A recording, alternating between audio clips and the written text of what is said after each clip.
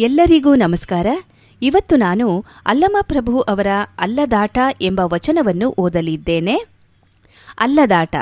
ಇಷ್ಟಲಿಂಗವ ತೋರಿ ಮೃಷ್ಟಾನ್ನವ ಹೊಡೆವವರಿಗೆ ಇಷ್ಟಾರ್ಥ ಸಿದ್ಧಿಯದೆಲ್ಲಿಯದೋ, ಅದೆಲ್ಲಿಯದೋ ಲಿಂಗ, ಅದೆಲ್ಲಿಯದೋ ಜಂಗಮ, ಅದೆಲ್ಲಿಯದೋ ಪಾದೋದಕ ಪ್ರಸಾದ.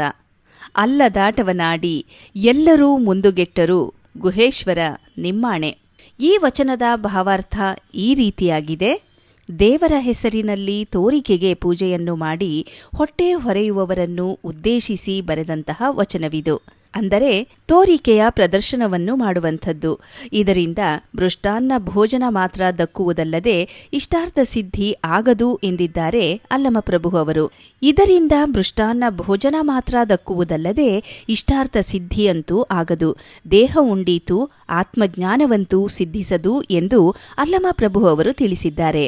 ಲಿಂಗ ಜಂಗಮ ಪ್ರಸಾದ ಎಂದು ತೋರಿಕೆಗಷ್ಟೇ ಪ್ರದರ್ಶನ ಮಾಡುತ್ತಾ ಅಂತಿಮವಾಗಿ ಸುಖಭೋಗವನ್ನು ಗುರಿಯಾಗಿಸಿಟ್ಟುಕೊಂಡ ವರ್ತನೆಯೇ ಅಲ್ಲದಾಟ. ಈ ಅಲ್ಲದಾಟ ಎಂಬ ಪದದ ಪದಪ್ರಯೋಗಾರ್ಥ ಈ ರೀತಿಯಾಗಿದೆ. ಸಂಯಮ, ಸಂಹಿತೆ, ಸೌಜನ್ಯ, ಸಂಸ್ಕೃತಿ, ಸಮ್ಮತಿ ಮೀರಿದ ವರ್ತನೆಯನ್ನು ಅಲ್ಲದಾಟ ಎಂದು ಅಲ್ಲಮಪ್ರಭು ಅವರು ಅಂದದ್ದು.